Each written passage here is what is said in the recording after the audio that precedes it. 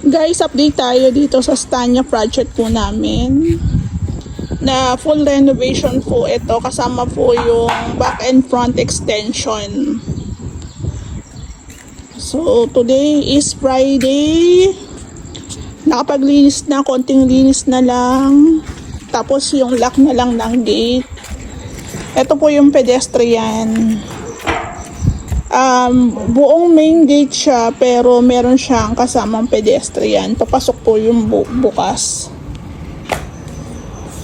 So, pakonti na lang ng pakonti yung ating mga kalat-kalat. Yung iba po nahakot na, natapon na sa basura.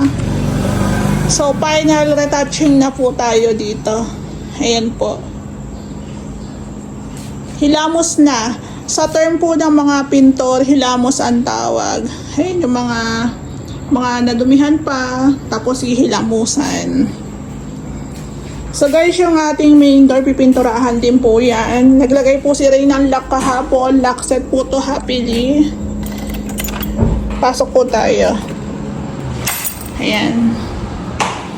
Actually guys, yung unit amoy pong thinner kasi naglilinis. Pantanggal po sa mga ibang pintura na dumikit. Ayan, so konti na lang yung gamit dito, yung sofa na lang, tsaka yung table. Then, ang status po ng linis dito is pababa na, palabas na, kumbaga. Kahapon yung taas po yung nilinisan, tapos pababa na po. So, bali guys, ito yung ating TV console dito po sa ating ilalim ng hagdan na may kasamang storage. Yung ating TV console, meron siyang backlight, tricolor. Ayan. Ito po yung switch niya sa ilalim. So, maganda rin kasi dagdag accent din po yan. May konting ilaw. Tapos the rest, open shelves na lang. Yung baba, lalagyan po ng mga speaker at iba pang gamit nila, sir. Ayan. So, gumamit din po dyan ng footed panels. Tapos, ito po yung ating storage. Ayan po.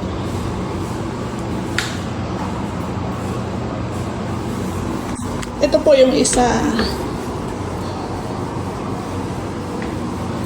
So, linis-linis. Konting retouch. Okay na. Yung ating bathroom, hidden door po yan. Natapos na rin po ni Ray. Handle na lang po sa loob ang kulang. Tapos yung mga ibang mga gamit nila, sir, pinapa-install na rin kay Ray. Ayan, linis. Yung iba po mga appliances nila, sir, is nakapwesto na rin.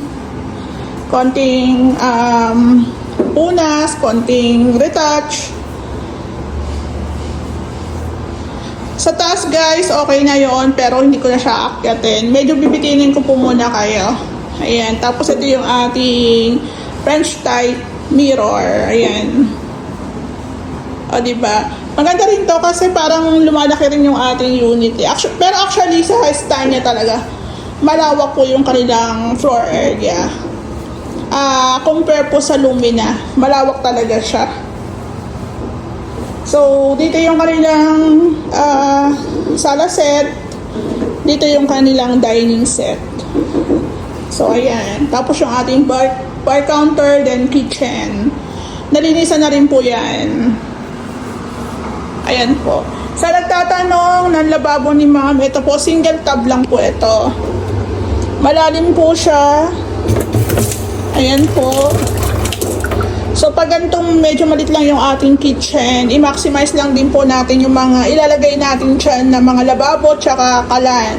So, dapat hindi ganong malalaki. So, itong cooktop nila, sir, sakto lang din naman. May natira pa naman ditong space. So, okay na siya. Yung bar counter natin, nilagyan natin ng fluted panel. Sayang din naman kasi. Pero, tinanong din namin yung may-ari kung gusto. Maganda, actually maganda siya, sabi ni Ray. Ayan po.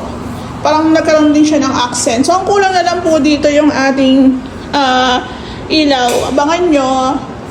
Yun na lang po ang kulang namin dyan. Tapos yung mga ibang switch and outlets, ipipix na rin po yan. Nagpipintura po kasi nagpipintura. So nakikita yung mga konting diferensya, nire-retouch, inaayos. Tapos tsaka po ilalagay yung mga cover. Ayan. So ito guys, tinatanggal namin to kasi para hindi po siya mapinturahan o madumihan. Ayan po. So ito rin, sa mga AC na naka-install, i-install na rin po nila yung nalagyan ng remote para naka-fix na yan dyan. So again, yung kulay po ng buong bahay, mula taas hanggang baba, bridal white po yan. Tapos sa kwarto, medyo may ibang kulay lang. So ayun, pakita ko yan sa inyo sa baka bukas o sa susunod na araw. Yung hagdan po kasi nire-retouch. Ayan. Hindi na lang muna ako akyat. So ang ganda po, diba? Tiles lang po ito. Tiles po siya pero hindi po siya madulas.